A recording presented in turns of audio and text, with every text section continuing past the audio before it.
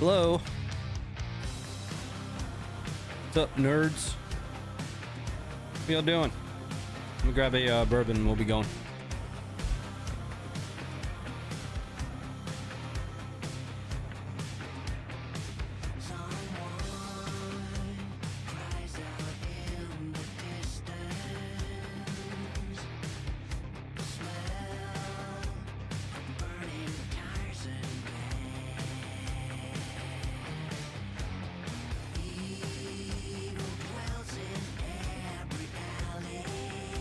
Got my big bourbon glass here.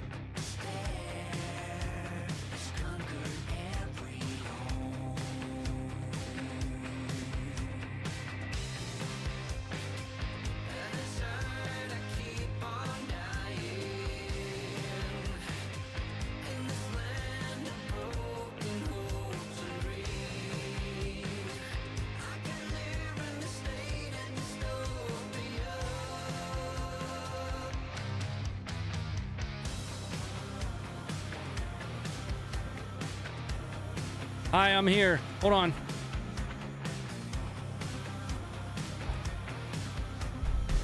I spilled a little.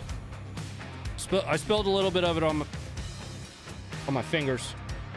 But what's up? How you doing? Happy Friday to you. You made it without choking anybody out, unless you're watching from jail. In that case, establish dominance quickly. It'll be fun. You got this. All right, let's get moving here. What the fuck? It's good to see you, though. I'm sorry I wasn't here on Tuesday. I had to go to Pennsylvania, like last minute. And next week, there won't be any streams at all. None. Let's turn that off. What the fuck? Hold on. Next week, there won't be any streams at all. I'll be away on a trip. It's so bright. Hold on. I'll be away on a trip, and there's nothing I can do about it. It's a mandatory trip. Do you plan on having Cappy back if he wants to come back? Yeah, absolutely. Yeah. Any of the guests that we've had on there are more than welcome to come back.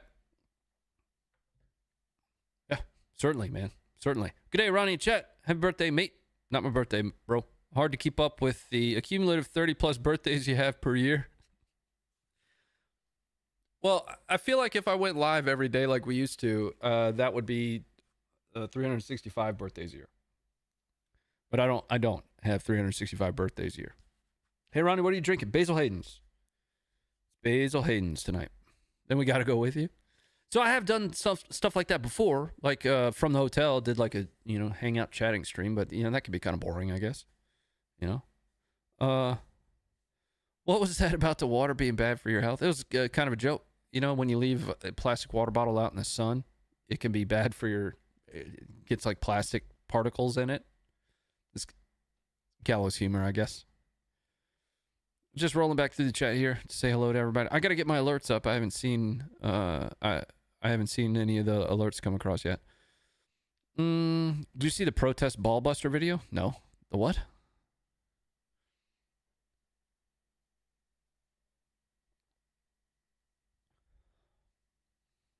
Just reading back through. Just here to see Ronnie in his undies. Well, boy, do I have something for you. Just wait until I got to get up to go pee-pee. No streams next week. Yeah, man, I'm sorry. Friday Funker 530 is the best. Again, thanks for being here for it. I intend to play a little bit of S.T.A.L.K.E.R 2 tonight if I can get around to it. I might end up ranting the whole night. How many of you guys were over there to watch the Timcast episode? Look at you drinking all fancy. Oh, yeah. I am fancy, bro. The Glencairn. That thermal on that AK? Oh, the one in Syria? Yeah. Yeah, so there's actually another video that I couldn't find for the show that I wanted to show you. So Syrian rebels apparently rolled up a bunch of, no, I shouldn't say a bunch, at least one, Russian SOF, and ended up with their, like, Zentico ARs and stuff. For the 6.5 Creedmoor Supremacy, thanks for the 650. There's one right there. Yeah. Yeah. I moved it closer. That way you can see it now. At least a little bit. It's kind of dark. I could probably shine a light on it or something. I love this gun. Here. There it is. Yeah, pretty girl. What you doing?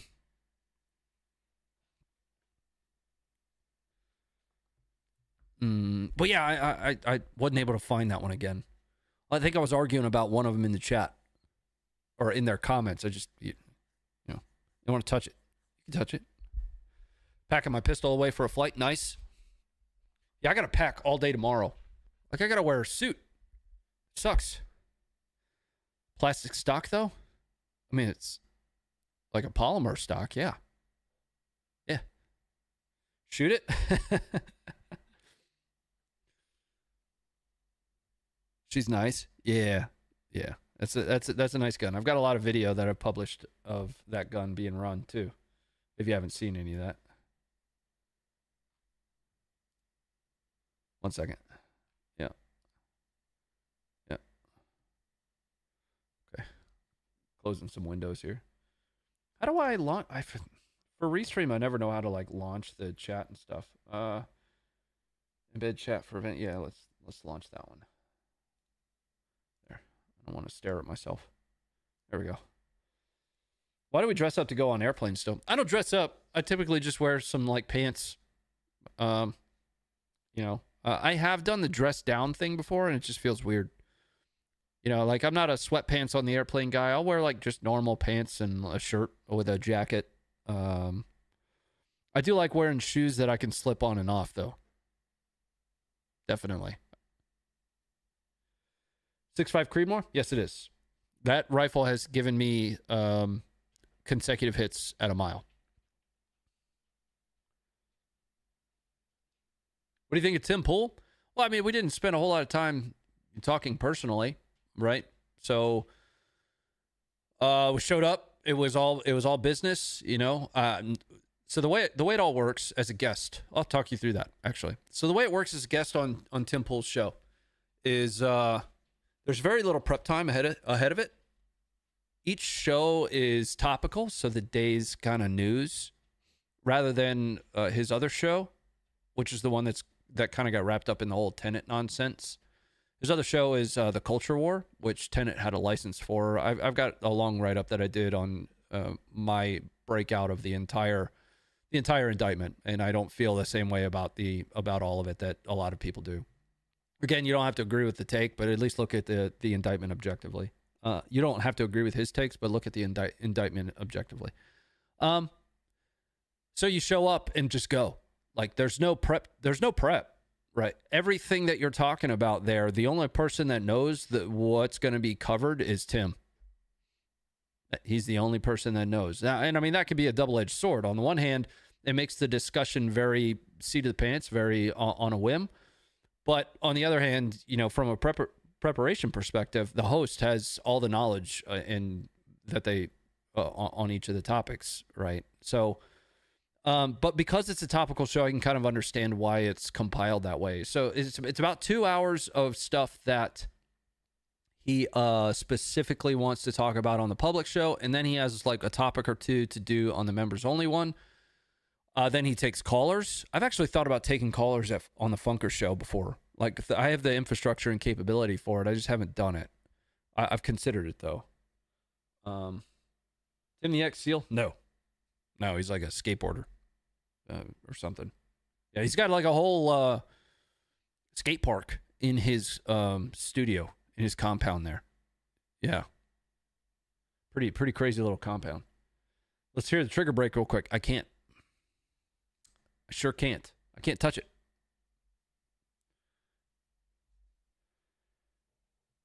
Ronnie, have you tried to get yourself in the Funker 530 team on a Joe Rogan? No, I don't know. Like, I don't even know how to go about doing that, and what will we cover?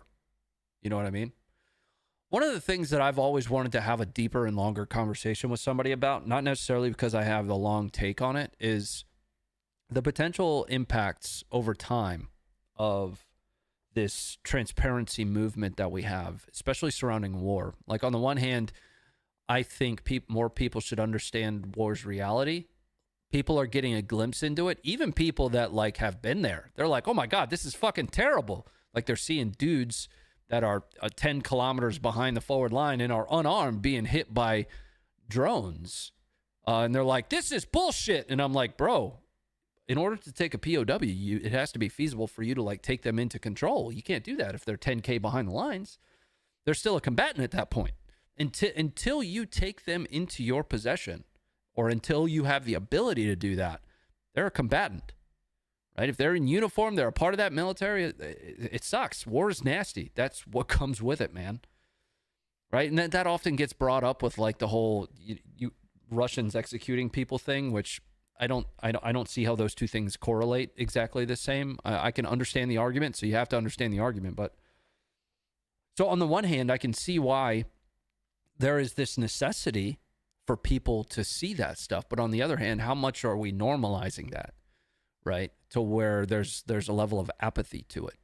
That balance is something that we deal with every day. Do we post this one? Do we not? Or do we archive this one? Or do we not? Do we essentially leverage our platform to make sure more people see it? That's why we always prefer to watch like GoPro footage that shows what it's like to assault a trench, that shows what it's like to clear a stairwell, stuff like that. You'll find us doing, especially me on the Funker show, showing less FPV drone impacts, because if you've seen one, you understand the capability at this point, right? It almost gamifies war to a certain perspective. War is hell. Yeah. Go on Sean Ryan. Don't know if we'd have a whole lot of value to bring to even the Sean Ryan show. Why can't I scroll the chat? What the fuck is up with that, bro? This sucks. I want this chat, because I can actually scroll this one. I just don't want to stare at myself.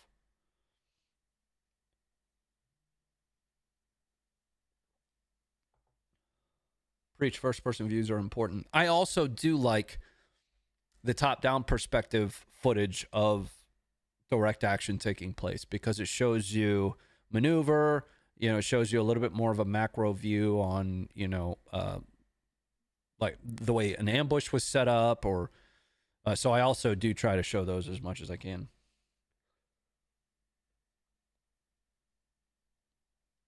You talk about what the Funker team is trying to do and clear the air on his misunderstanding of Ukraine. That's an interesting one, right? So one of the things that I've talked about before is how two people operating off of the same data set can arrive to the same to an entirely different conclusion. And that is all going to be perception-based. It's subjective to your environment, to those that you've had conversations with. Ultimately, that's where your bias comes from, right? Each can be operating objectively off of that data set too, but it still has a foundation in the same data set. I mean, that's ultimately what a debate is. It's typically in a debate, they're operating off of the same data, but have different interpretations of that data. So again, a lot of these people that feel a certain way about a certain topic, and you'll have their opposite, the two separates, the they and thems. They're all operating off the same information. It's just their interpretation of the data, right? Their perspective on it, if that makes sense. More people should watch Funker 530. America's become so unpatriotic. I think it's become cool to hate America, to hate the institutions and establishments that we have. As a conservative guy myself, there's a lot of overreach, I think, like a lot of it, and that lends to a lot of the hate. But where I get hung up with a lot of folks, especially those that I probably align with more politically than they'd think, where I get hung up on a lot of folks is that we disregard foreign policy issues for sake of domestic issues. So I don't cover a lot of domestic issues, right? Guns are probably the one that I focus on the most. But those two things, right? And I talked about this a little bit on the Funker show.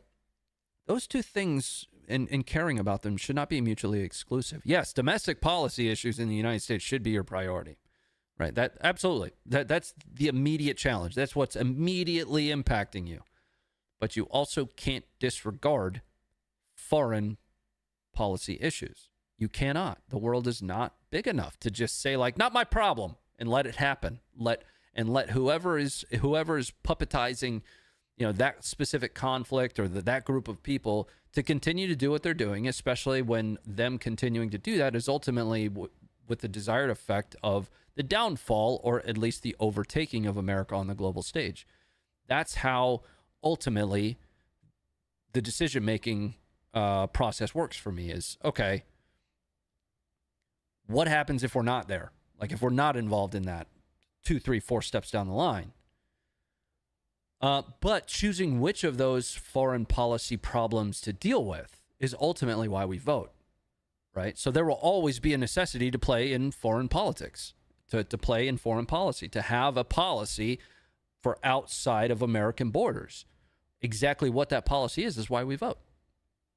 It's really that relatively simple to me. I am oversimplifying it for the sake of conversation, but I catch heat from all political directions, and it's actually one of the reasons that I'll always have a glass ceiling as like a content creator is I don't fit squarely inside of anybody's buckets. That's okay with me. I'm not here to pander to anybody's audience. I'm here to just tell you how I think, how I feel about shit. You know what I mean?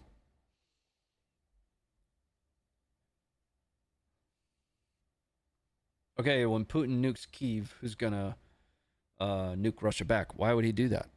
Why would he nuke the ground that he said is Russia? So he doesn't even believe that Ukraine exists.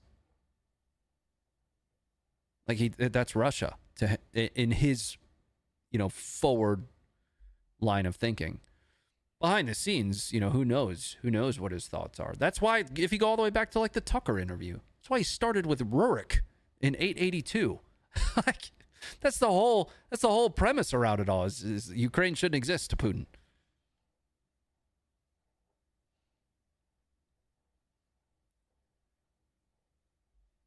Well, he keeps threatening. He's been threatening since like the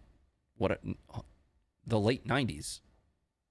Somebody like posted like a big long thing of like all of Russia's threats. It is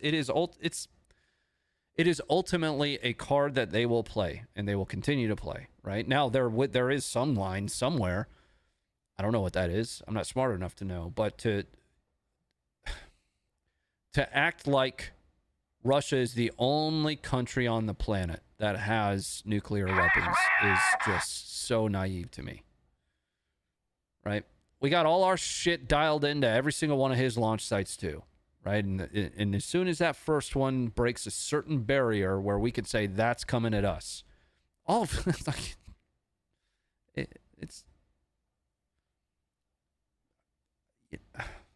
again, there's a lot to that conversation, and I'm not even the best person for like deep dive nuance on Ukraine. All of my perspectives come from video. All of them.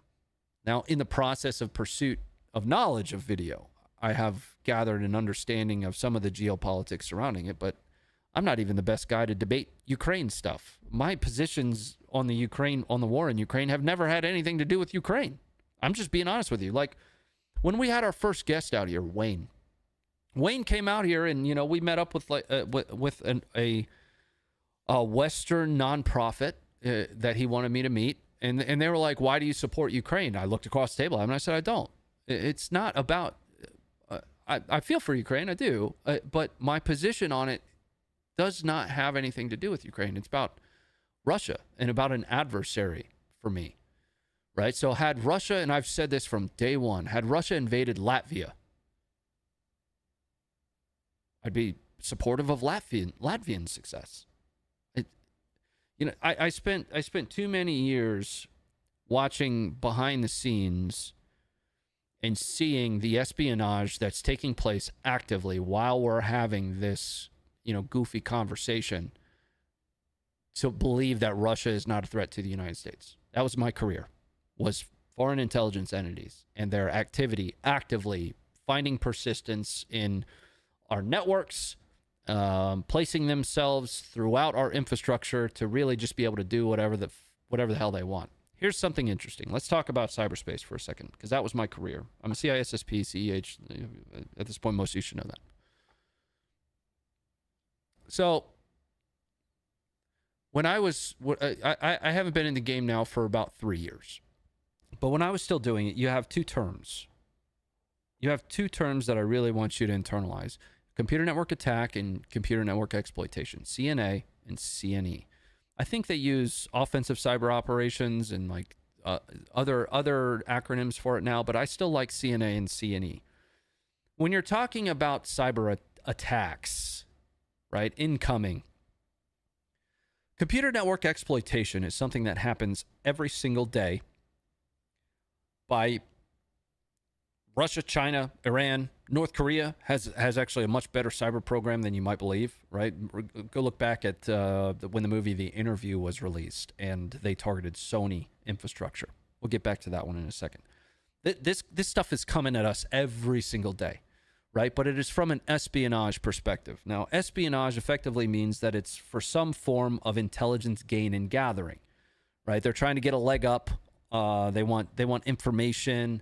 They might be trying to establish persistence, but they're still gaining access to our networks.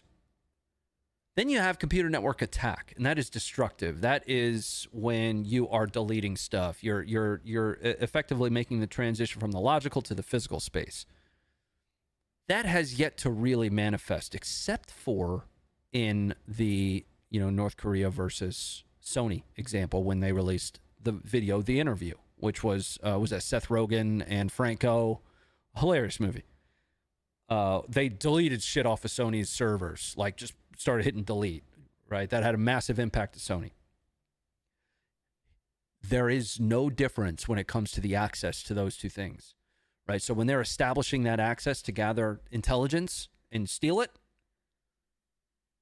they could also be conducting an attack of some kind with the same access. So there's no difference in the amount of access that they have. All that's different is intent, right? So that persistence that they're putting in place, that people think, oh, it's just spy shit. They can, at any point, just like push a button, and there are absolutely even circumstances where we allow them to do that, because ultimately, if we shut them down, then they know that we can see them. So there is actively still a lot of espionage happening behind the scenes. I worked in it for 12 years. Like that was my job, and seeing and dealing and working in that is my bias. That's my bias, right? Now, I still look at the information that I present every day with as much objectivity as possible, but that's always been my bias. I need to scroll back through the chat while I've been running my mouth here. Ukraine would have been in NATO if they weren't so corrupt. It's on them. Well, a membership action plan was announced in 2008. So they did not allow them into NATO in 2008, but it was announced that they would enter NATO with a map. Right. So from a corruption perspective, Transparency International is probably your best bet to do some research and update yourself. Every country's corrupt. Every single one of them. I actually did a deep dive video on corruption in Ukraine, which absolutely exists, especially at the local level. But when it comes to corruption perceptions, because ultimately corruption is a perception, they have continued to fall over the last 2 decades. And I don't even think Ukraine is in like the bottom 50% of corruption perceptions in the world. Most of the corruption issue goes back this is me not saying, again, the United States is corrupt. Like, people take this the wrong way when I say it. They're like, they are corrupt. I'm like, yeah, I know. Everybody's corrupt, man. How far up the corruption ladder are they, though? Like, where do they fall on that ladder? Right? Where do they fall relative to Russia? Go to Transparency International.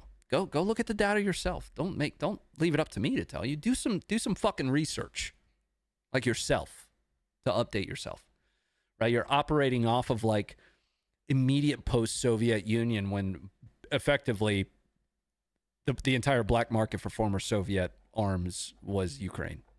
Certainly, definitely, it's all there. If you wanted guns and tanks, then you would go to Ukraine to get that, without a doubt. Yep.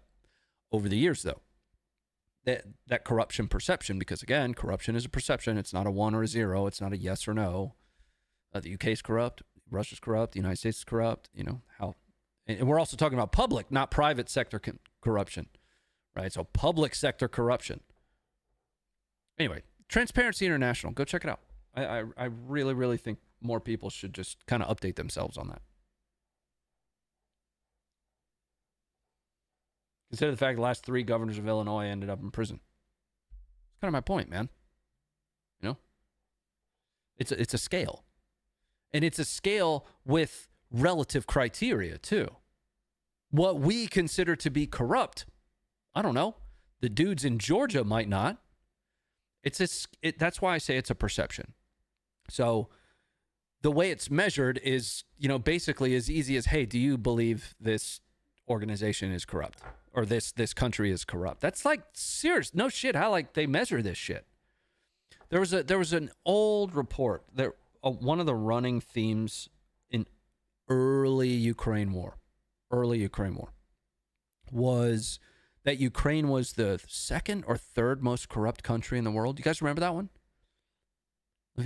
So this was the entire design behind that video. I was like, holy shit.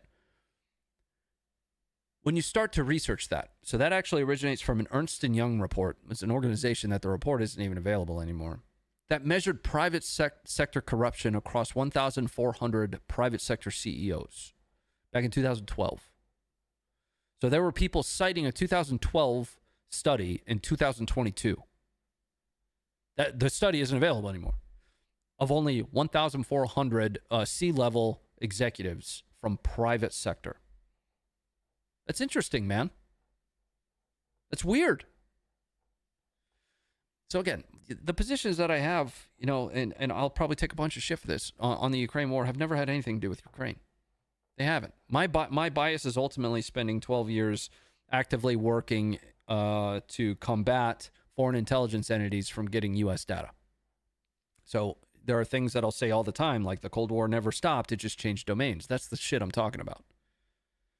But you'll have Tucker going to fucking interview Putin, and Putin's like, I am best friend of America. It's like, bro, shut the fuck up. Shut up, dude. Ryan, you look too young to have been in for 12 years. Oh, so when I was 20 years old, I joined an organization. I got an entry-level gig at an organization called Joint Task Force Global Network Operations.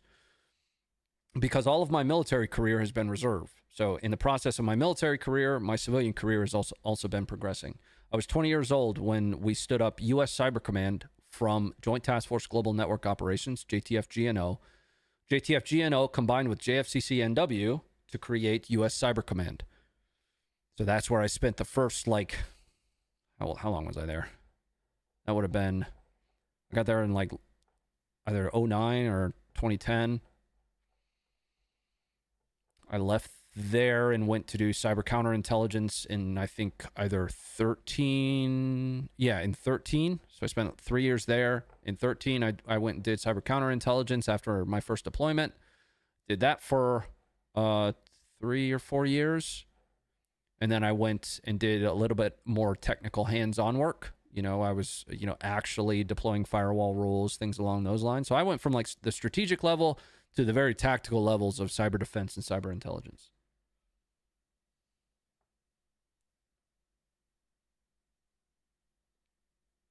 Have you seen the subways, dude? Yeah, man. Like, look at the grocery stores. They're full of stuff. Come on, man. Here's something that I continue to learn. Take from this what you will. So many of these very large commentators, dude, I'm telling you, like I have no chance. So many of these commentators are overly performative publicly. It is purposeful, performative arts. Take from that what you will. I can't speak or do something differently on a show or on a stream that I wouldn't speak about or do like publicly myself. So just in a conversation between two people. So as I continue to do these shows, that's something I'm continuing to find. Now I get it, right? So it's entertainment. So it's for the entertainment value, for the watch value. I get it. I don't know, man. That's probably why that's probably why. Performative how? So argumentative, like purposefully about things, you know? It's hard to describe that outside of saying it's performative. I mean, it's entertainment. It's not news because the news sucks. The news is boring.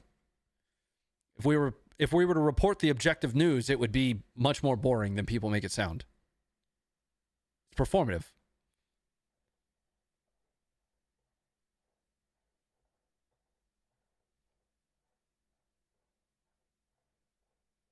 Forgot about the Budapest agreement, so we're on the hook 100%. No, we're not. No, we're not. So again, this is why I don't fit into anybody's box. We're not on the hook because of the Budapest memorandum.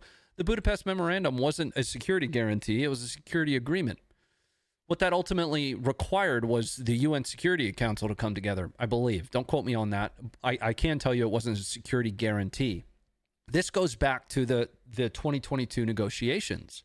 So the 2022 negotiations that Biden gets all the fucking heat for ruining was actually Boris Johnson, sort of. But it wasn't even him.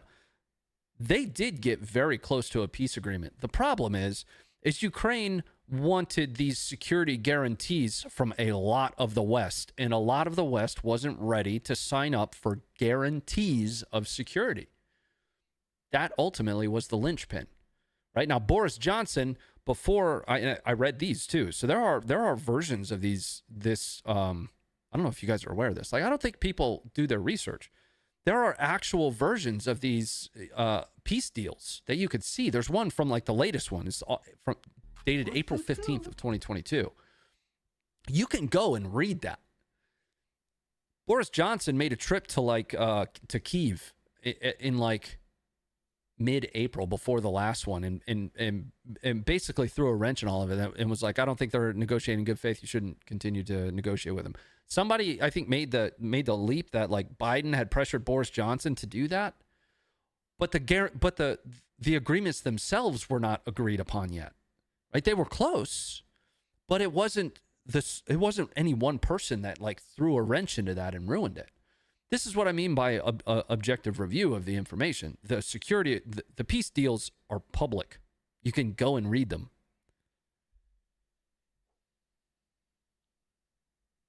Ronnie, well, Fucker 530 maybe put someone in the press room at the White House via Trump's independent journal invite? Yeah. It would probably end up having to be me, though. I'm the only one that's in the D.C. area. And I'm not even in the D.C. area. I'm a few hours outside of it. But yeah, we would. Certainly. Sure.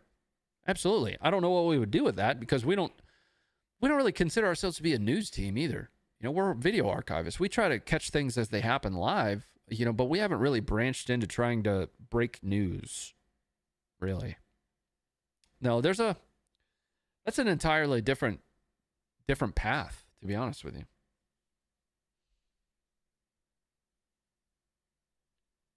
I'm just reading back through this. But we are on the hook, man. 1994. Yeah, again, you're talking about the Budapest Memorandum. Budapest Memorandum was not a security guarantee. It was an agreement. And the agreement only required, so we're talking about requirements here. The agreement only required that UN Security Council would come to the table about it. Look it up, dude. Like, seriously. Prove me wrong. I'm telling you that's my understanding of the situation. Here's the other thing. I'm not trying to fucking sell you on anything either. I'm giving you my understanding of the research that I did. And a lot of this research was actually done before I went on Timcast. A lot of it was because I needed to update myself on my understanding of different situations. I needed to get better data points, and we just didn't end up covering any of this stuff. You mean like holding the party or company line regardless of your own personal opinions on the topic? No, I mean, you're going back to the performative thing. I mean quite purposefully overplaying problems that aren't problems solely for the purposes of entertainment or fear factor value.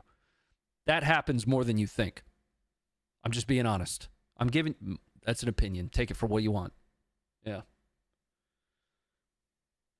Yeah, I don't like, you know, I'm not pro-Ukraine enough to garner much attention there. You know, I don't hate Ukraine enough to garner much attention there. I am supportive of Ukraine's success, absolutely. I've said that from the gate. Again, 220,000 to like Ukrainian humanitarian aid. That's huge. That's a lot of money. Like that would have been dope to have that. No.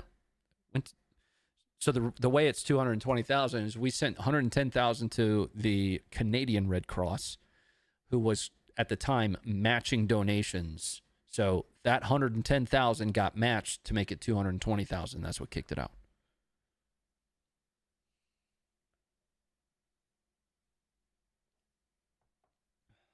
Sensationalism. Yeah, sure. Yeah. Yeah.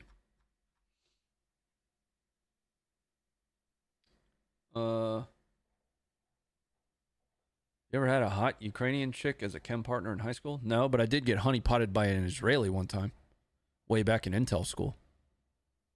Yep, that happened. Yeah, I got pulled into CID and everything for it. Ronnie, thoughts on the reports of UAP incursions over 3 U.S. Air Force bases in the UK the last 7 days? Dude, no. So that's one that I refuse to dive into right now because I am not going to be able, I don't have the mental capacity for it. I'll tell you that Will and Josh are way into it, though. They are way, way into it. I'm going to be honest with you guys. I almost canceled tonight's streams. I'm a little close to mental burnout. Taking this additional job with NAGR has been tough. You know, still doing my Funker work, the Funker streams, you know, the new baby in the house, being a dad, being a husband, now adding a director's role with the National Association for Gun Rights, which is a large organization. It's a lot right now. I think a lot of it is because of the kind of growing pains, learning what my role is and what I do, which is so much fun. Like I got a fully kitted Geisley Super Duty in there that we get to give away because of the work. Like as the industry relations director, that's my job, is to hang out with industry and like try and showcase these awesome companies that are out there that absolutely support Second Amendment rights. But because of that, because of the scale of that, it's a lot. It's a lot of tracking, man. Ronnie's grinding hard. Yeah, so it was a purposeful decision. While I'm still young and able to kind of field the additional work, I'm going to take it on. You know what I mean? There are gaps in my knowledge. So I mean, I'll give you the reason. Because I mean, it certainly isn't money. You don't join a political nonprofit because you're hoping to make a lot of money, unless it's the NRA. Because then you'll be a billionaire by the time you walk in the door, I guess. I don't know. The reason is because I have always, long before I ever streamed, I have been, trying to stand up a business in like the 2A space. In the firearm space, and I was successful at it a couple times, but between deployments and regular 9-to-5s, I just wasn't able to bring it fully to fruition. Like I ran a website called wecarry.org, where I was going to essentially be a gun review blog. I had a business plan for this thing called Shooters Connect. I'm pretty sure the Facebook page is still out there, where I got to a round of investing. The problem with that one, though, so Shooters Connect was going to be, don't laugh at me, a social media network for shooters, for people that liked guns. Here's the problem. So I got to my first potential investor, and they were like, so you're effectively creating a registry of firearm owners, and it ended there. Look, you're right. Shit. Damn it. What do you think of the new ICBM system Sentinel? I don't know much about it, man. Yeah. NRA is a FUD org. Yeah. If you start pulling back from streams, is Funker planning on having someone? No. So the intent is not for me to pull back on streams. Yeah. Again, it was just today. Like I've just been overwhelmed. I'm good. We're fine. Full 30 kind of gave it a shot. Yeah, not really. It was more of a video platform than a social network,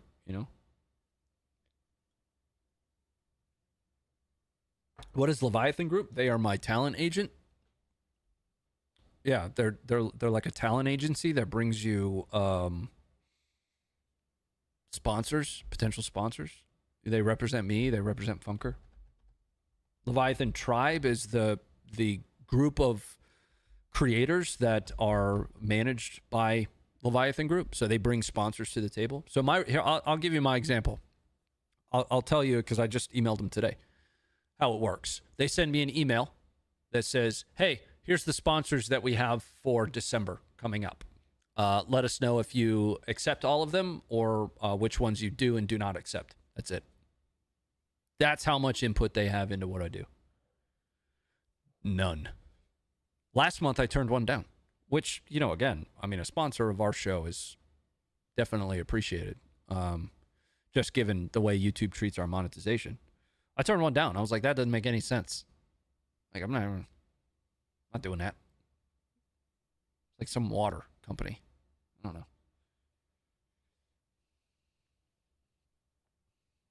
What's your talent? I don't have one. But that's what they are my agents. So when I did the History Channel TV show, they represented me for negotiations of that contract as well. So I have no idea what they make off the top of that. None, sick whatsoever. Get ready for SDI. So we haven't been offered SDI. Nope. But yeah, they I reached out to them and was like, hey, I got to do this History Channel thing and I have to have representation. Will you guys represent me for it? Should have never turned down the Auto Blow sponsor. That we could have done great things with the Auto Blow. I'm convinced of it.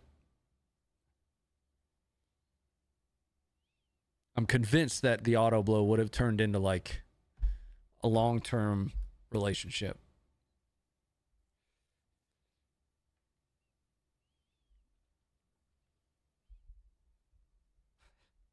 If you don't know what the Auto Blow is, I recommend you look that up on a work account, like on a work laptop.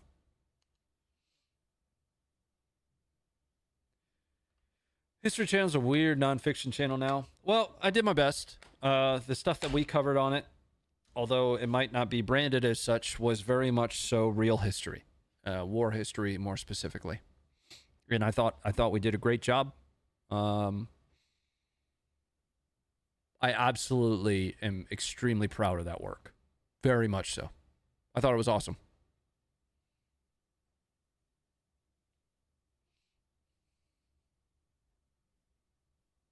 At work in front of coworkers. Give it a shot too. At work in front of coworkers. Okay. Gonna look it up on my university laptop. Good for you. I'm gonna get another bourbon. Be right back. Quit looking at my legs.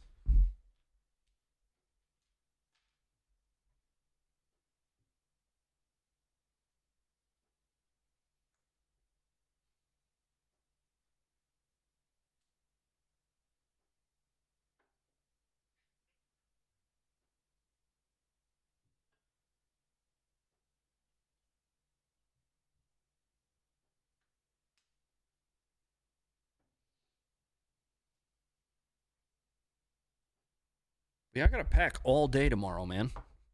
That sucks. I hate packing, dude.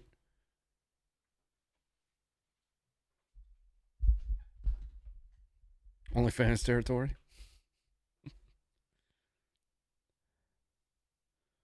World War II is your specialty? Oh. No. No, I wouldn't say I really have any true specialty if I'm being honest. Why is the stream frozen right now for anybody? Or am I just This is why I don't like seeing like a preview of the show. I also don't look at viewer numbers and I don't look at any stats for it. I haven't since 2018. Were you drinking? This is Basil Hayden's, just a little bit more. That's a nice looking chair though. This is the Embody. The when I was still doing the defense contracting thing and had to work from home, a lot like you make a investment into your bed. I was like, man, I'm sitting in this chair all day long, and I had like an Amazon Basics chair. Yeah, I did. It's actually right over there. I had like an Amazon Basics chair, and it was kicking my ass. That was way back when we used to do the Ronnie streams in there. So we went from that studio behind me to the upstairs studio, and then back down here.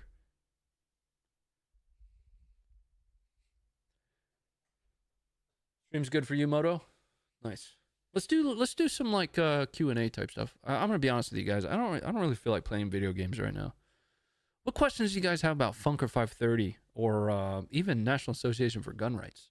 Right? About me. About let's do that. That's what I'd rather do. I'd rather explain these organizations that I love being a part of than anything. Ronnie, did the Army job teach you to be objectively analytical, or is that or was that the headhunt? Yeah. So I mean, my function in the Army is an intelligence analyst by trade. So one of the things that we do pretty regularly is called like red teaming, wherein effectively you're placing yourself into the opposite perspective. In a lot of cases, the adversary's point of view. What's the adversary going to do next? So I've done a lot of red team type work in the past, which is a kind of a double-edged sword at times because it makes me second guess what sometimes could just be the objective truth, right? I always have to think to myself like, what's the other side thinking here? I'm not perfect, right? You know, nobody. I mean, you know, again, I'm not trying to say I'm some kind of objective monk, but I do think that I try to be, you know. What foods pair well with good whiskey? Steak. You could ask what foods pair well with good anything, and it'll be steak. Will you still do tactical games in your new role? Yeah, probably. I mean, I didn't get a chance to do one this year. I tried to do one each year, and I guess I still have December, but I'm going to be on travel for a lot of December. I love everything about the tactical games. More the proving grounds than the tactical games, though. From a competition perspective, if I had to describe them, the tactical games is like CrossFit with guns, if that makes sense. An example would be like for each stage, the tactical game specifically is like, okay, you get to have 6 rounds to engage 6 targets. The proving grounds is like, hey, you got 10 targets out there. Take as much ammo as you think you need. I like that because that's a little bit more reflective of the type of scenarios that I'm out there testing myself against. I'm not testing myself to be good in competition. I'm testing my kit. I want to know, can I run my rifle the way I have it set up? Can I run my plate carrier the way I have it set up, my belt, etc. I'm not out there. I don't have the time to really focus on being good at competition right now. I just want to be good at using the shit that I own. Do you see Funker branching in any directions? Not that it needs to. Y'all are killing it. Yeah, actually. So we're actually going to branch back into doing. So we're. I've talked about this video that's coming out for a long time. The reason it's taken a long time is because we're essentially debuting a new capability, and that is being able to actually go places and do almost mini documentaries. Right, where we're sitting down with a veteran or somebody of prominence from the war space in general. I wouldn't say it's always going to be a veteran. It might be an expert of some kind. But we're going out and we're sitting with them doing cool shit. In this example, it's, you know, firing sniper rifles from the top of the Rockies into the valleys at 3,000 meters and hitting stuff. So there's this entire new production capability that we're debuting with this video, and that's kind of the next branch for us, wherein again Will and I are about to, you know, take a trip out to South Africa to do the same. You know, we don't have a date for that yet, but along the same vein, that's kind of the next thing for us. Just scrolling back through here. Sounds like that one video you posted in the job, boat Marines running around. Hit the like. Yeah, do please hit the like. What's your favorite part outside of the depressing scenes when you visited North Carolina? Oh, yeah, happy to answer that one. You know what I love to see? When I went and hung out with all the volunteer organizations, I love to see the integration with, you know, government and military assets. So I spent time with the the Cajun Air Force, right? Savage Tacticians, not Savage Tacticians. Fuck, what was their name? I'm drawing a blank on it. Savage Freedoms Operation.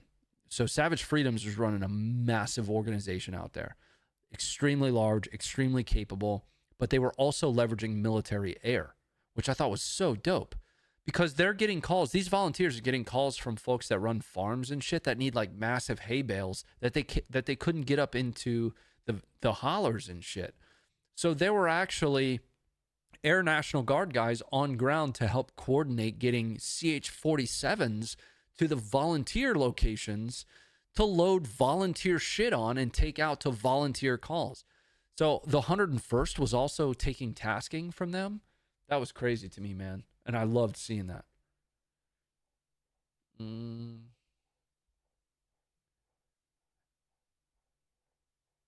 Just reading back through some more of these.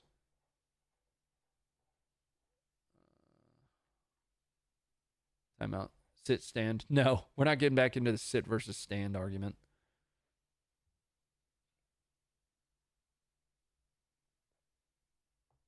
If you had some felonies and it was all lowered to misdemeanors all before 22 years old, now I'm 36, can I get my gun rights back? In my opinion, yeah. I don't know how that would work legally. Here's a take.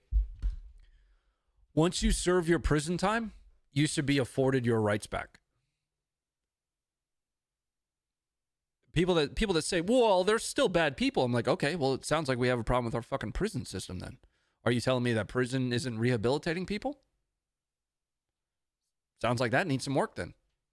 Because as far as I'm concerned, once you do your time in prison, you have served your debts to society, whatever commensurate sentence it was that was handed to you, which there's nobody saying that the justice system is handing out, very appropriate sentences. But once you do that, you should be afforded your rights back. That's an opinion. I don't make the law, though.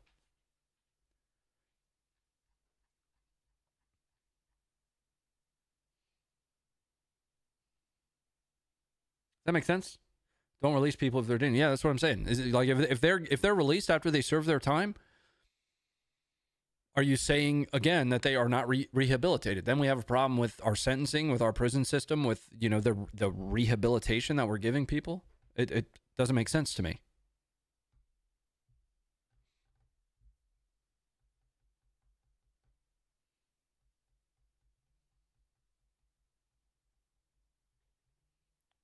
No, prison builds real criminals. Yeah, so that's kind of my point, right?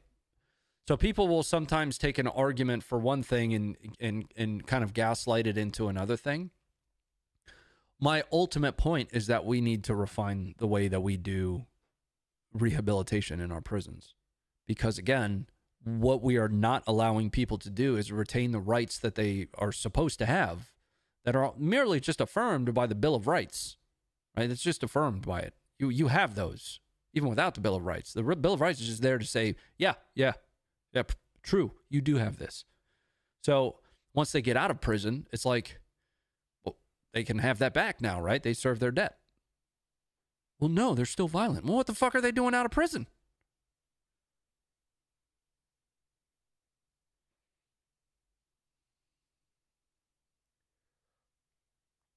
Do super chats go towards the PC dono? No. Exclamation point donate will go towards the next. So once we hit that goal, I've still got to work with Stack Up a little bit. So there might be some changes to what we do with that money now. It might be direct donation moving forward.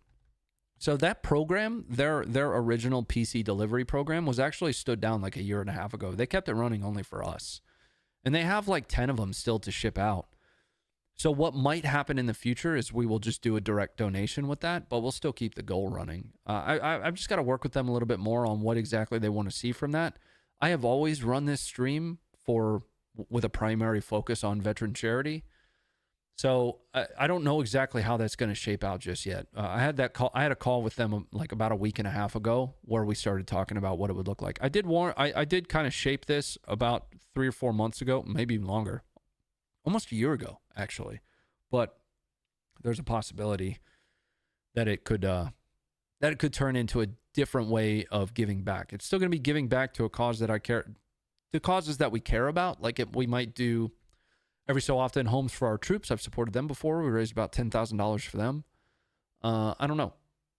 Would you be interested in being a guest on the PKA podcast? I don't know who that is. I don't know that podcast, but probably. Yeah, I'm not afraid of having a conversation. You know, it doesn't matter what podcast it is. I mean, again, I went on Drinking Bros, and they spent the whole time making fun of me. It's fine. I ain't worried about it.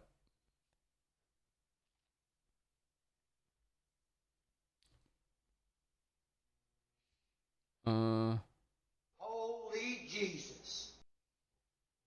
Just reading back through.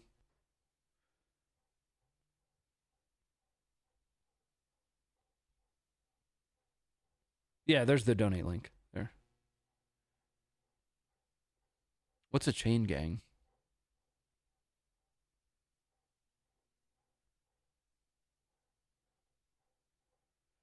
Still think unsub would be the best time? Yeah, I'm happy to go on with Eli and Donut. I mean, I know those guys. Happy to do that.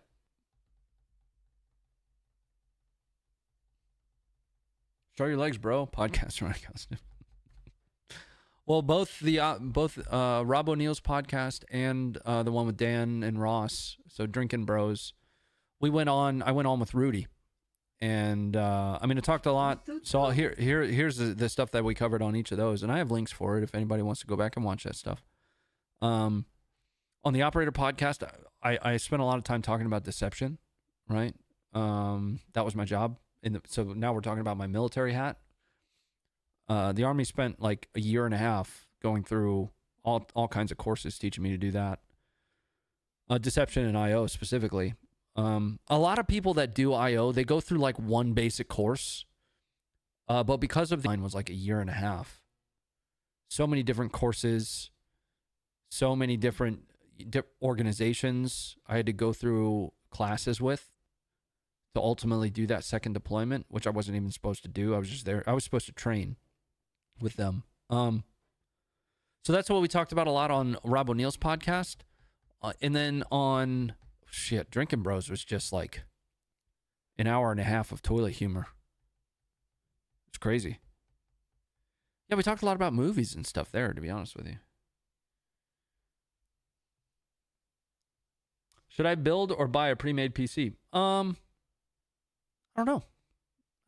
I think everybody should build their own PC, just like you should build your own AR if you don't know how to do it. Building something yourself gives you a very good understanding of what can and may fail. When something goes wrong, you know how to troubleshoot it yourself. If somebody else builds it for you, I mean, something could be wrong with it and you never know like what to fix.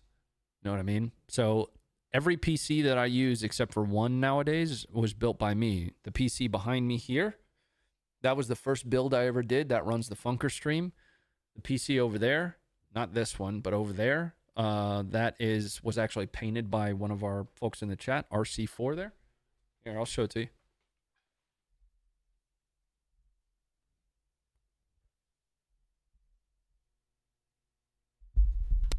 So that is the stream PC that's running everything right now.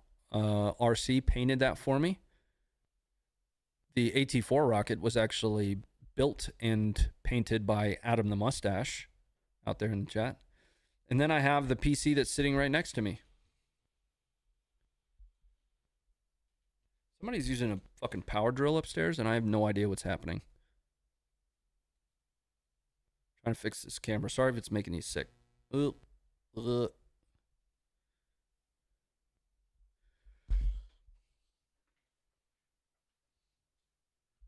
So also there's a skate deck back there that says the Foot-Locker. That's the Foot-Locker logo on it. RC also painted that.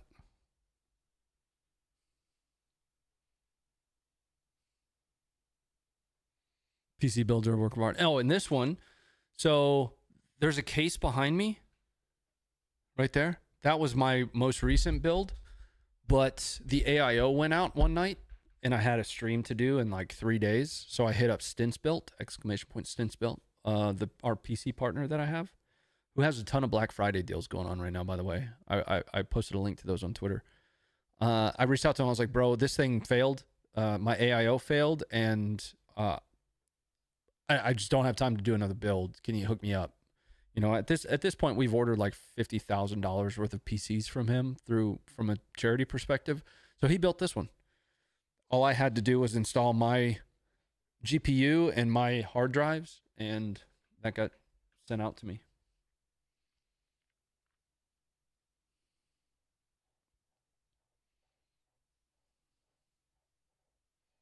Jesus, B8s. Reading back through here. Nice rifle. Thanks, man. What was the military's cost to train you up? I don't know. A lot. Certainly a lot. Travel costs, class costs, which are going to include instructor salaries, things along those lines. Be impossible for me to know. Definitely.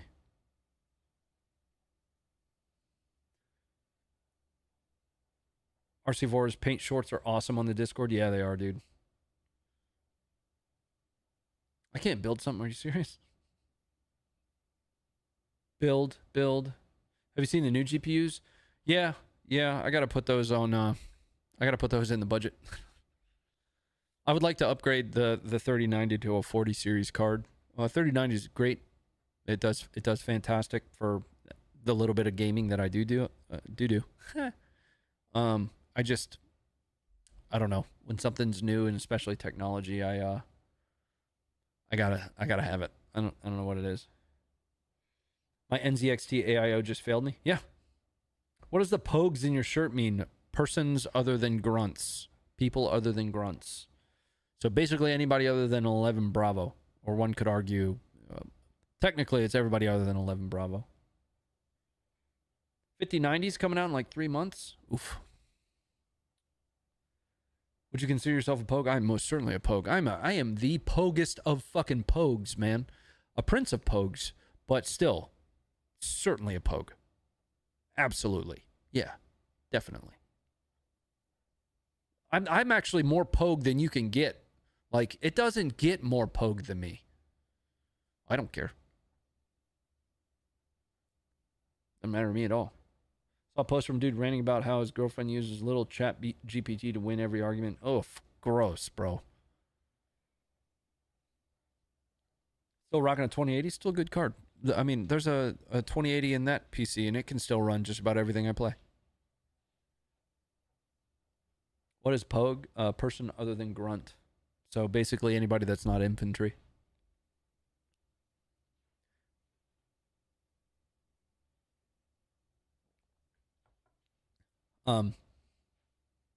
Pog versus Pogue. You know what I want to do? Maybe we'll do some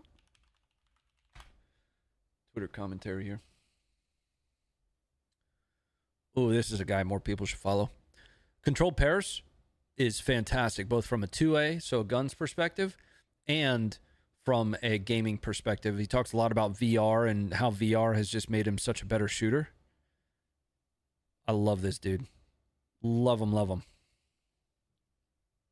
More commonly known as Fobbit. So that I was not. So my first deployment, I was a driver. I drove non-tactical vehicles really all over the place in and around Kabul. Was out quite a bit. The second deployment, the one that I went on that I was attached to Ranger for, I spent more time on the FOB, but we still went out to like Jalalabad. We also ran the bounty program, so bag money. Went out doing that as well. Show the nutshot video, the one with Funker where he falls and busts his nuts on the log. But yeah, I've got a ton of footage of driving around like the outer rim of Kabul. All the roads there they were just shit. Right, stop reading my comments. I'm sorry, I read that one like as you're telling me to stop reading. Why? VR milsims are very sophisticated. Product rehab working as long as you stick up to your values, never give up on yourself. Any nut shots you got? What is this, like Ow My Balls? Is that the new? Idiocracy was a documentary. What are you tagging me in? Russian bombardment around Aleppo. Oh, jeez. Hey, this guy. I don't know what the sound is doing to you right now, and I'm sorry. I don't have my headphones in. All right, good night, Scoop Dog. JD Vance was a correspondent. That's more pogue than you. Not really. Not really. You got to think. I mean, was he? He wasn't Comcam. Was he Comcam? Because Comcam's badass dudes, man. I don't remember what his job was. Hold on. Oh, this is like shock and awe. I'm sorry for the audio there. I didn't realize that was all fucky. Here. This is supposedly a Russian bombardment of Aleppo.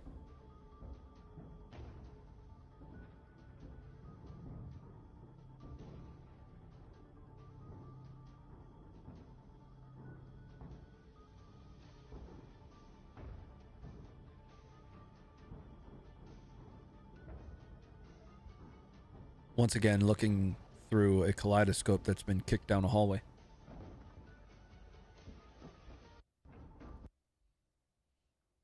That one's interesting. What else we got? Bald Eagle Airfield. Thanks very much for tagging me in that one. Chuck Ritter keeps fucking telling people that I'm Lucas Botkin. And I shot him a text. I was like, why are you doing that? He was like, I'm just trying to promote your ass. And I was like, bro, he said, well, each time somebody comments about why I'm, this is him actually talking about it. He says, each time I post a Ronnie Adkins video, it averages around 25,000 views for reason unknown. If I post 4 a day, that's some decent Elon bucks. What an asshole, man. Like, he's making more money off my ass than I am.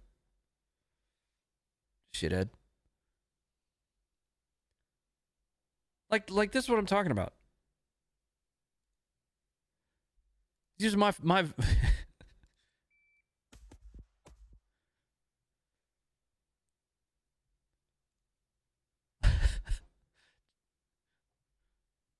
What are you doing, man? What a shithead. Chuck is one of those people that I could only hope to ever be as good of a human being as. I can only hope.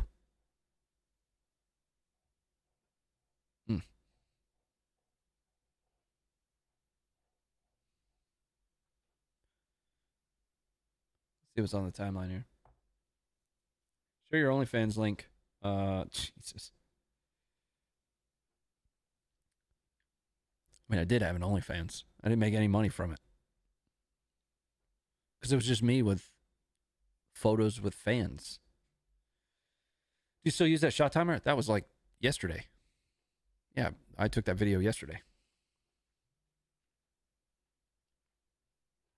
Yeah, I posted a bunch of videos of me out there shooting yesterday. Oh, yeah, I forgot I had a link for it. Yeah, go and check out my OnlyFans content by clicking that link. Do it. Do it. Where were you on 9/11? I was in middle school gym class. Yeah. So 9/11, 2001, I would have been 11. Yeah, I would have just turned 11. Yep.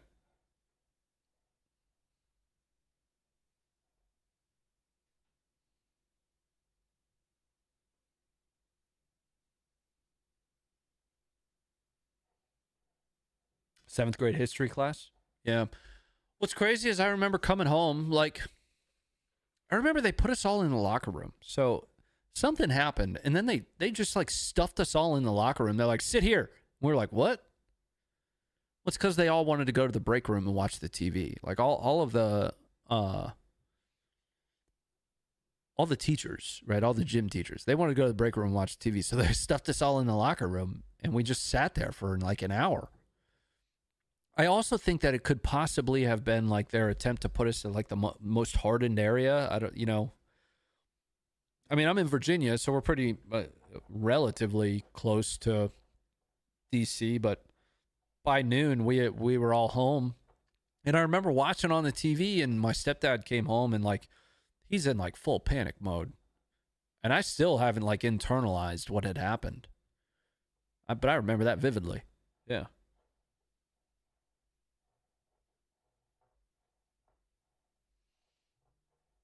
We came home, went skateboarding, then we found out what happened to you. You prefer running on the treadmill or outside? It depends. I actually will do a lot of my rucking on the treadmill because I'll put on like just put on a movie, put on my whole ruck, which is actually sitting right over there, and walk like with all my shit on. I'll just get after it. Now that's because for me to do, I live on like a almost a highway kind of deal. So for me to go out, it's not even a neighborhood that I can walk around. So it's the highway, and then it's my driveway. I have basically done laps in my driveway for an hour before, and that was super boring. So I'd rather put a movie on and just get after it.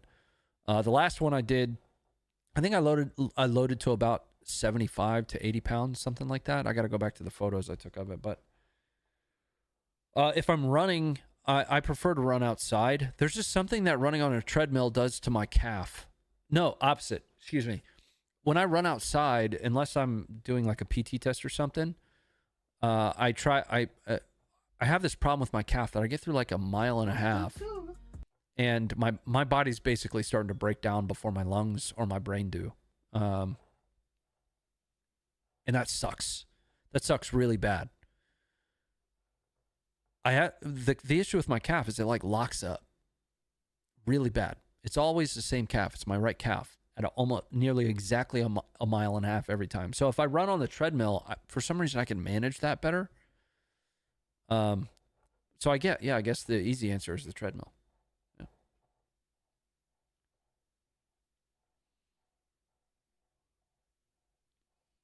We're still boxing with that guy who was like, yeah. Yep. We didn't do any coaching this week because I had travel, and then so I had the podcast on Monday, and then Wednesday we just weren't able to connect on time, but it's typically twice a week still. Oh yeah. What's in your workout playlist? Everything. I'm one of those people that is like no shit. Everything. So we could be jamming to Tyler Childers, and then Eazy-E will come on, and then Pat Benatar, and then I don't know, Metallica, and then Tool, and then Waylon. Dude, Elton is on my workout playlist. Billy Joel. Everything. Cody, yeah. You should get it checked out. The priority for getting checked out is actually the shoulder. I still need to have the surgery done on my labrum. So my left labrum is currently torn, and that sucks really hard. Old age sounds bad? Nah. We'll be fine. Blatman? I haven't listened to Blatman in a while. Try the elliptical. I mean, I try to work out in my house as much as I can. I do still go to gyms, but typically only when I'm traveling. And I'll absolutely use an elliptical for cardio or a bike. I just don't have one. I have a rower and I have the treadmill. Most of my cardio comes from boxing, though, these days. Bike would make it easier. Yeah. I get on the bike every so often. But I have to run. So I still wear the uniform, so I have to run. The Belarusian tickler. My signature move is the Ronnie reach around. Some of you guys might remember that one. That's for the OGs of the Fit Locker.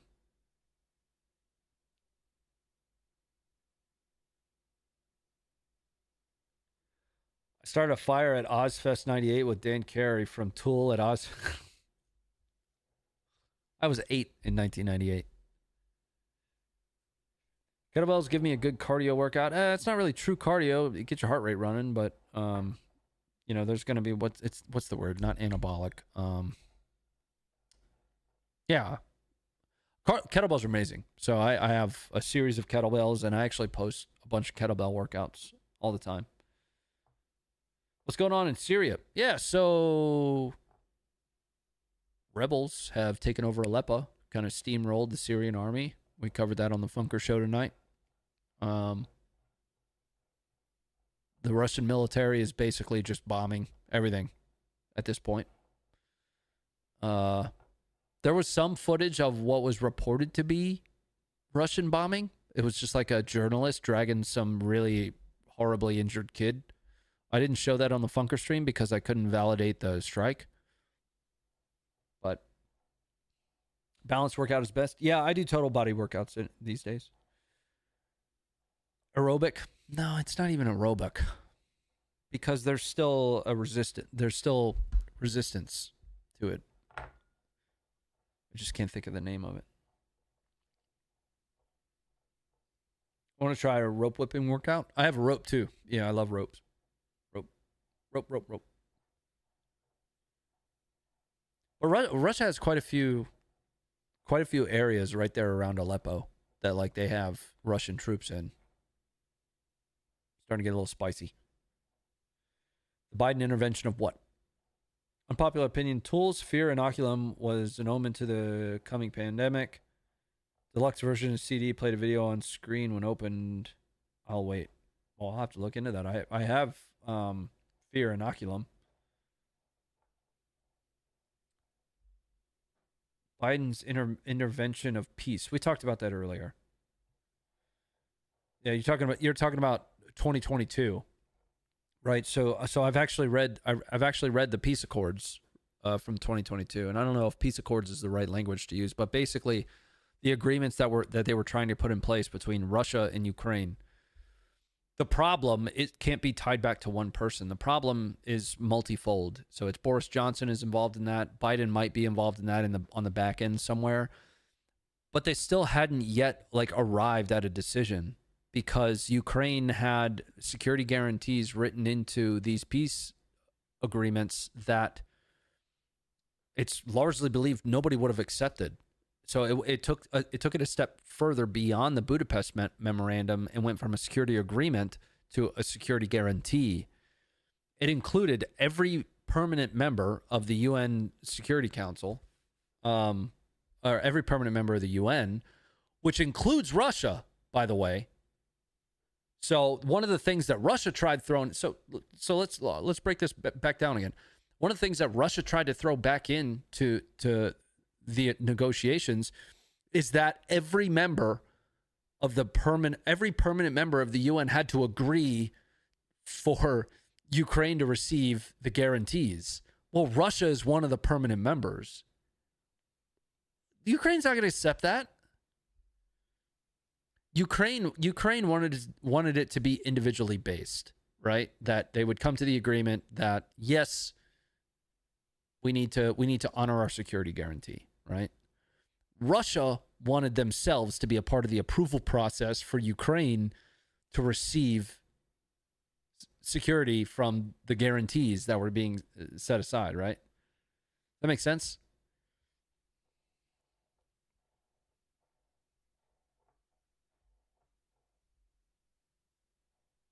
I don't care about Biden. I wanted to think about the GER. Look at your PC. I broke the record. I don't even know what you're talking about, bro. I got a feeling the way this ends with Russia keeping the territory. Well, so that's kind of the running theme right now, right? So the running conversation, where is it? I retweeted it. I thought, didn't I retweet it? I'll bet it's in Grok. Zelensky proposes ceasefire with territory. Yeah, so Zelensky, I don't know enough about this, so I'm going to paraphrase as best as I can. This is like right before the stream started. I was reading into this.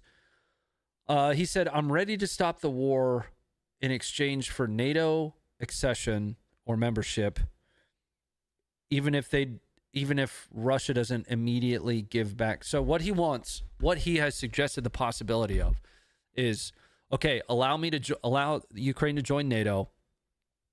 We won't immediately ask for our territory back, but we'll try to achieve that with diplomatic relations over time. So he's saying, pause the kinetic conflict, the hot war. Ukraine will accede to NATO or become a member of NATO. Russia can keep the territory for now They're not. It's not Russian territory. Still Ukrainian territory. But through diplomatic means over time, we will try to get that back. That was the most recent thing put out by Zelensky. But it's important. So again, the nuance is important, right? People are framing this as though Zelensky's ceding territory to Russia. That's not what he said. That's not what he said. Regardless of what you believe or feel, he said very specifically, something I'll propose is NATO accession, NATO membership, and eventually we'll try to diplomatically get our land back. Does that make sense?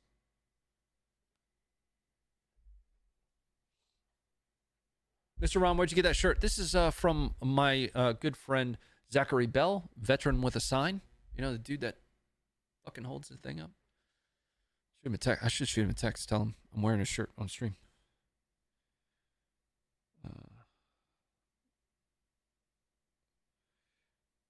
Yeah. I'm just going to send him a picture of the stream. Camera.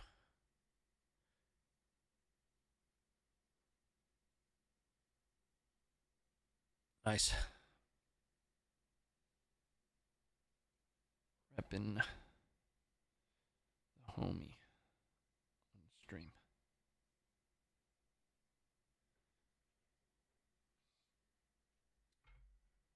How does Ukraine join NATO benefit Americans? Why not just reinforce NATO? That's a loaded question. You know, Ukraine can join NATO if it wants to join NATO.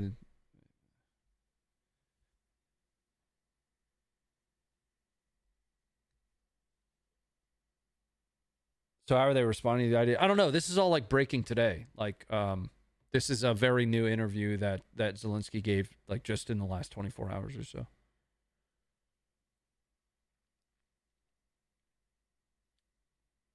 Not to mention the Bucha massacre. Yeah. So, well, it's soured. So when Zelensky visited Bucha, he kind of lost the motivation to continue negotiating, to be honest with you. So again, people tie this like, you know, Biden got in the way of negotiations. I mean, he might have thrown a wrench, but it wasn't the only wrench. There were other wrenches with the agreement. There were wrenches from Boris Johnson. Russia committing what they did in Bucha was part of it. There were a myriad of things that kind of went towards the 2022 peace accords falling apart. Right? Like, there's very good reporting done on this. Matter of fact, I'll just give you the go read it. Like, here. Sticky notes. I have these notes. Like, I got the data. All right. So this is a paywall-free version of an article that you should totally go read. Leave here right now. Go read it.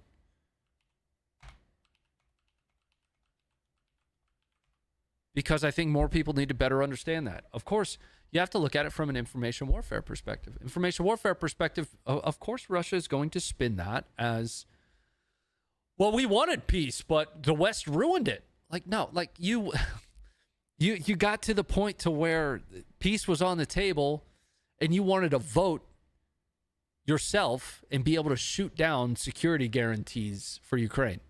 Of course, they're not going to fucking accept that. Yes, you also had Boris Johnson making a trip to the UK. You probably had Biden throwing his, sleepy ass remarks in from left field too. But you can't, you got to do the research, right?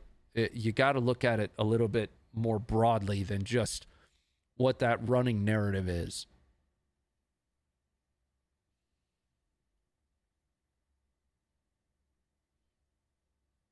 Why should NATO insist on shit stirring? I don't think I was responding to that question. How is NATO shit stirring? If people want to join NATO, it's their prerogative that they can join NATO. I mean, ultimately, we've added an additional 1,200 kilometers to NATO since Russia started this. If Russia's ultimate objective, so let's think about this from a decision-making perspective.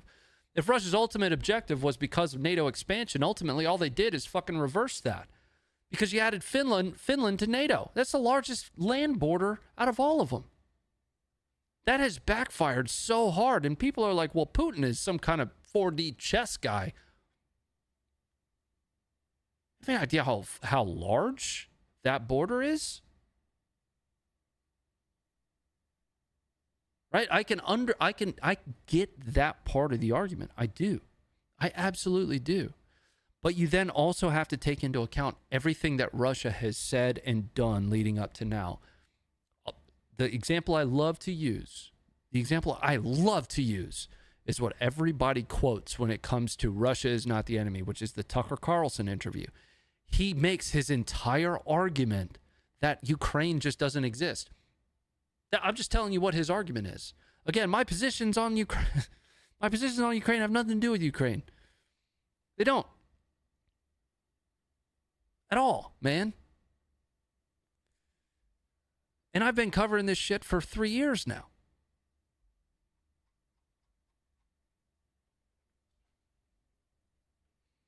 Not to mention Ukraine wasn't allowed to join. Yeah, that's a misnomer, though. So in 2008, they announced very specifically that Ukraine would eventually join NATO, and I don't remember who the guy is, but he said very specifically, with authority, you will receive a membership action plan. There was a path there for them.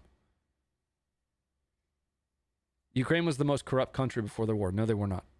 No, I've got a whole video that breaks out, like, Transparency International that tracks international corruption. They're not even measured close to that.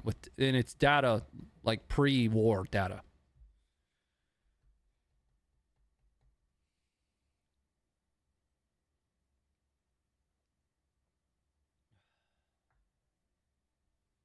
All NATO lies. Oof. Mute what guy? Yeah, I can't mute him for whatever reason on YouTube chat. It's okay though. Whatever. Not to mention, yeah, I already read that one.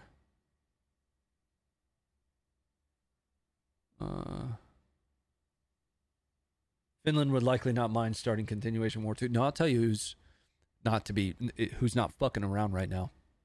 So if you go and look at NATO spending, so you know everybody knows the 2% rule, right? You got to spend 2% of your GDP on military, basically. There's some nuance to that, like what counts and what doesn't. So first of all, 21 out of 30 countries by 2024 are meeting that goal. Like there's this running theme that more NATO countries need to spend more. Well, they are, like, drastically. They are rapidly ramping up. And what's weird to me is that, like, most of the ones that are ramping up really rapidly are doing so because of what Russia is doing. And then here in America, we're like, Russia's not bad.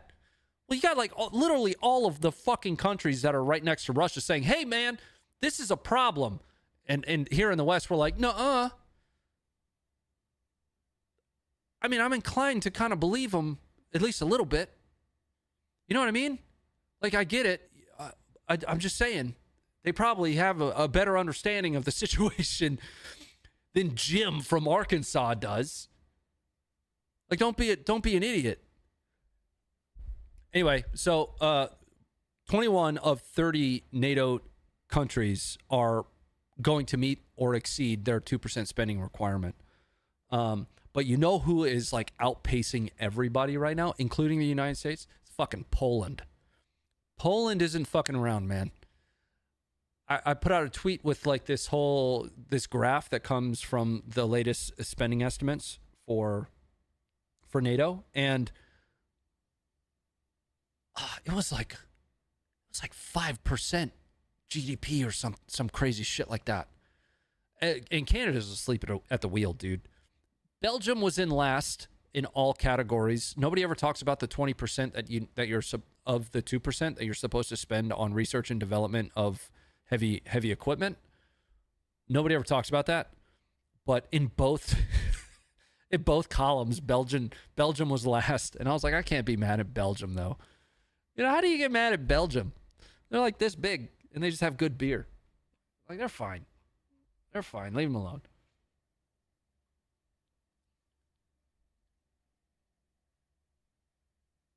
Poland and Russia got priors. They really do. They do not like each other. Not in the slightest. Trudeau's a commie? Yeah, a little bit, I guess. You know, if you look at the views he espouses. Or are we just all doing badly? I mean, I don't think the United States is doing badly. Let's look up the data. NATO spending by country. Defense expenditure of countries by NATO. I had it bookmarked somehow. Where is it? Here it is. So on the bottom, you have total defense expenditure per GDP, right? So you're supposed to hit 2%. That's this green line going top to bottom.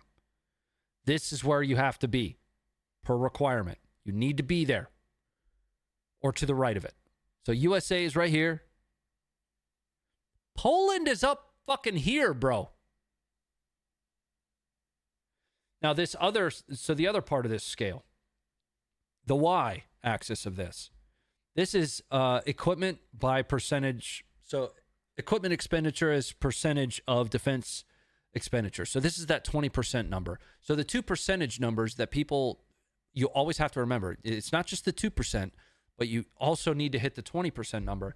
You got to hit 20% of your 2%, right? So 20% of this 2% total spending needs to be on equipment. That means MLRS, tanks, artillery, but R&D is also included in that. So if you're below this, horizontal green line and left of the vertical green line, you are not meeting your requirements. Canada and Belgium are currently meeting neither requirement for being a part of NATO.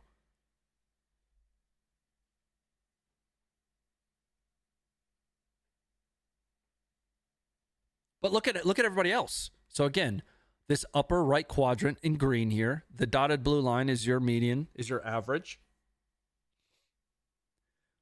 But this upper right green column here is the rest of NATO.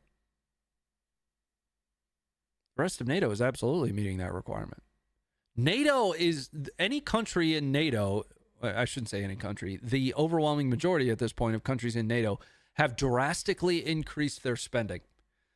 But somehow, all of these fucking dweebs from Alabama are like, Russia's not an enemy.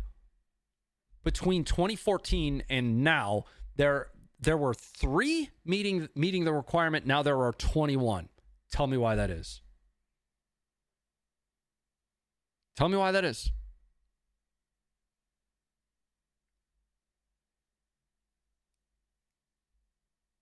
Russia being dicks. Correct. But we know better here in America. What happened to Stalker 2? I decided not to play it. Some nights I just I get burnt out on the video games that are released these days. And I'm kind of bored with Stalker 2. It just bored the shit out of me.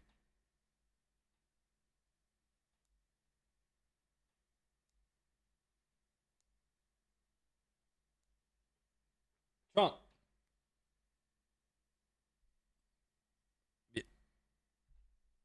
Trump what? I mean, an argument could be made, I guess, that projection of power keeps stuff like this from happening. But, I mean, I don't think it's this. I'm going to give you a hot take. And this is based off of a very limited understanding of truly what Trump believes behind the scenes. Truly. I'm not talking about what he espouses. I'm talking about behind the scenes. There's can oftentimes be two different things. I will bet you that I don't know what I'll bet you. Like I don't have any money, so like, but in some way, I can see a world where Trump does more for Ukraine than Biden did, and it blows some people's minds. There are some interesting indicators that come along with that. If you go back and you look through J.D. Vance's timeline, somebody was talking about this not too long ago. J.D. Vance's like Twitter timeline. He has deleted every anti-Ukraine post he has really ever done. That's interesting. That is interesting to me. But even a step further, right? The things that Putin wants, Trump can't accept. Does that make sense? The only middle ground here is, you know, basically either Putin bends to what Trump wants or Trump gives Zelensky more arms. Like Trump has said that himself. There is a world, I'm telling you, however small. Because I firmly believe that Biden has not been kind to Ukraine. People think that Biden was doing great things for Ukraine. I think he set Ukraine up for fucking failure, personally. Like, nickel and dimed. The time to do something decisive was in 2022, not in 2024 or whatever. Like, the time to do something decisive was then, if you were going to. There's a world, though, where Trump steps in and does more for Ukraine than Biden ever did.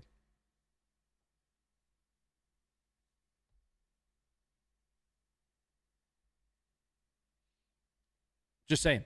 I don't know what that looks like. Again, dude, I am not the Ukraine fucking war expert. I never claimed to be. I don't want to be. That's not my lane.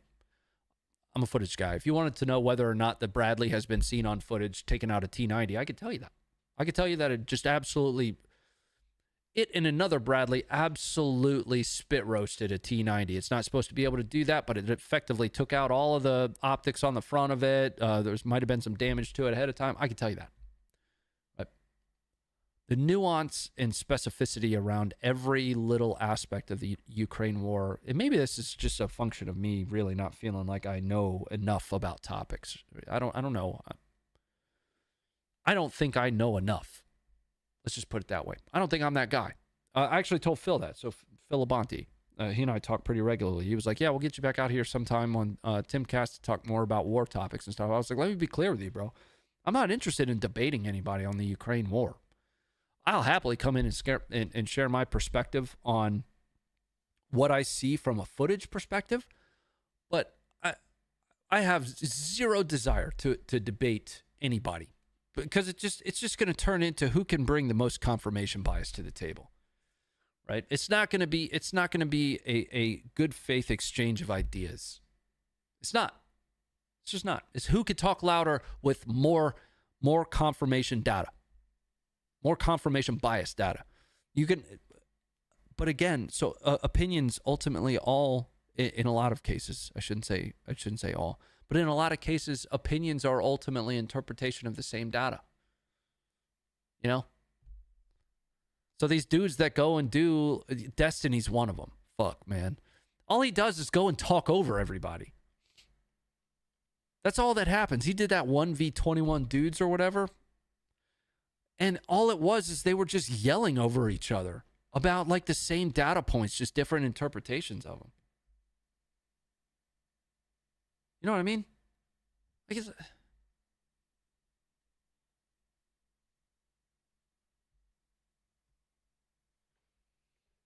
that's where you get to shine, because you don't feel you're the best or know it all. Bro, I don't know shit.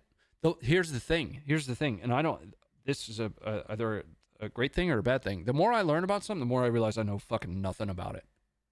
Whether it's like a physical skill, shooting, the more I learn about shooting, the more I realize I'm absolutely terrible. The more I learn about war, the more I learn that I just don't know anything about it.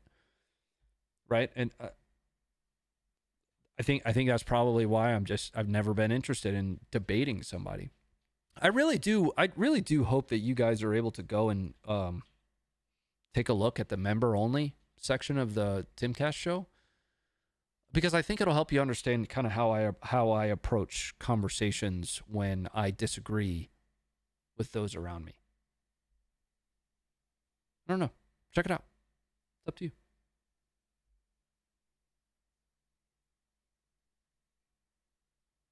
Can you link that video about Ukraine corruption before the war? I got buds so lost in that swamp of rooting for Russia. Let me see if I can find it on the Funker channel. YouTube.com Funker. It's a cringy video. Very low production quality. But I do remember it. Here, I'll show you.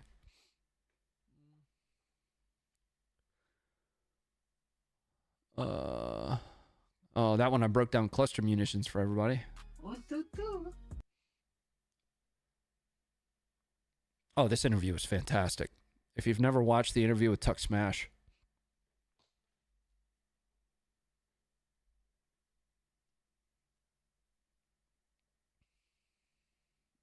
This is a good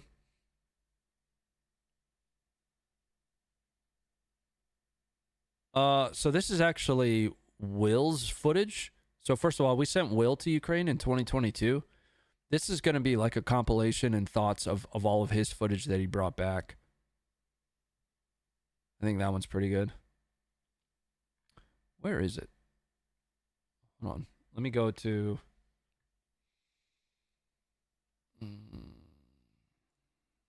studio. Content. Corruption. What? Get fucked. All right. We're just going to weed through each of these. Nope, nope, nope, nope, nope, nope. Deception. Cluster again. Logistics vehicle. NATO in Kosovo. Assassination attempt. There's that K2 video I was talking about.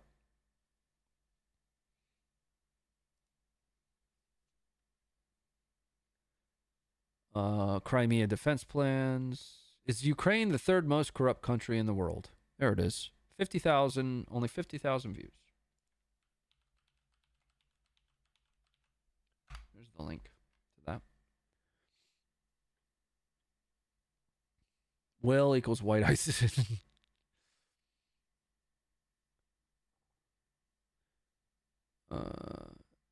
Debating is for no lives. Yeah.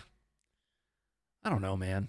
If it's a good faith conversation about different perspectives of, again, a truthful data set, I think it's great. The problem is it never ends up being that. It ends up being this, like, well, that's how I feel, and fuck you. It's like, oh, okay, great. Yeah, that's how you feel, bro.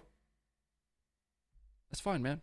Or it's like this entire gaslighting thing where, you say, I don't think Ukraine's that bad. And they're like, oh, you just want taxpayers to be funding foreign wars. And it's like, that's not what I said. I didn't say that at all. Like, oh, you hate the one that always got me is, oh, you hate people in North Carolina. What the fuck are you even talking about? What?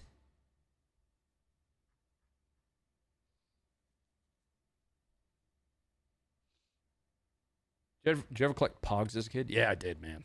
Yeah. I never knew how to like play Pogs though. It's like I had Pokemon cards, I had Magic the Gathering, like a deck, and I had a Pokemon deck, I had a Magic the Gathering deck, I had a bunch of 40K miniatures, painted them all. I never knew how to play any of them though. I just had them because I wanted to be included in all the fun. I wanted to have friends.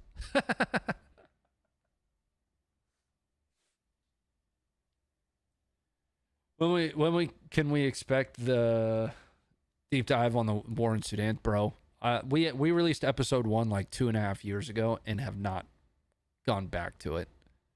We just have not, dude. Pogs was a game, yeah. Supposedly, like you threw it down and like it fucking they popped everywhere.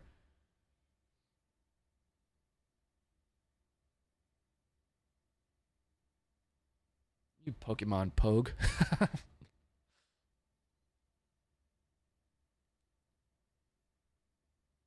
I learned how to play Pokemon because of my kids. Yeah, I think my mom took me to a Pokemon like tournament one time, and I just stood around watching everybody. Like my cousins and I would sit down with our decks and we would try to play, but like we would make up all the rules. It's just like random fucking rules that don't make sense. You know what I mean? Like when you're playing tag, like I dodged it. Or you're playing cops and robbers, like, no, you missed. That was basically how my cousins and I played Pokemon.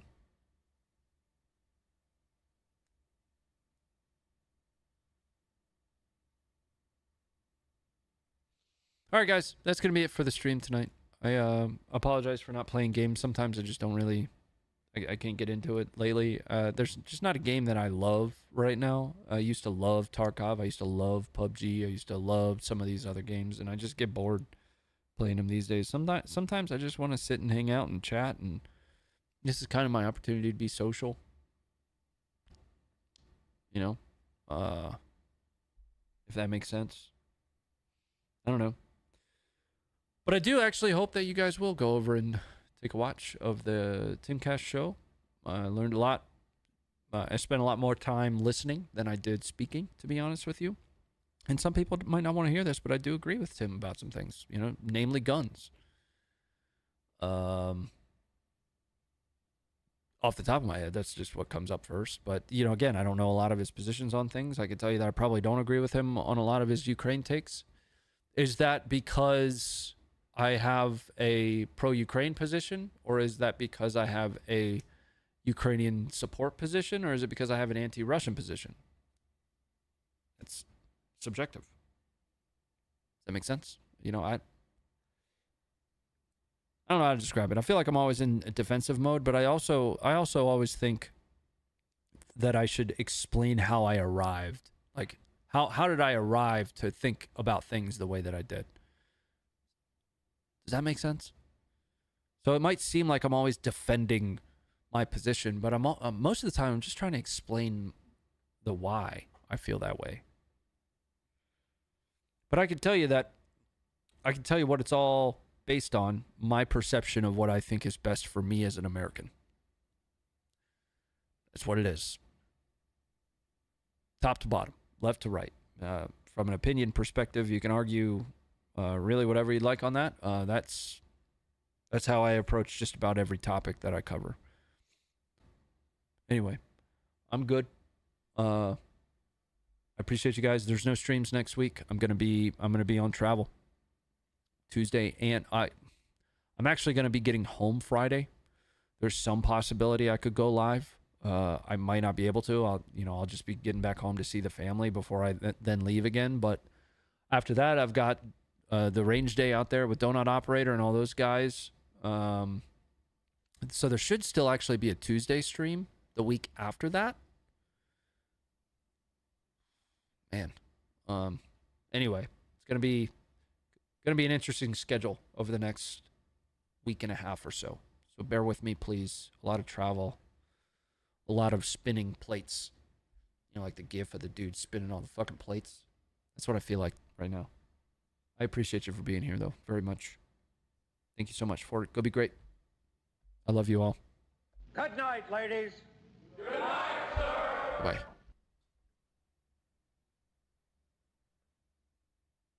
Bye.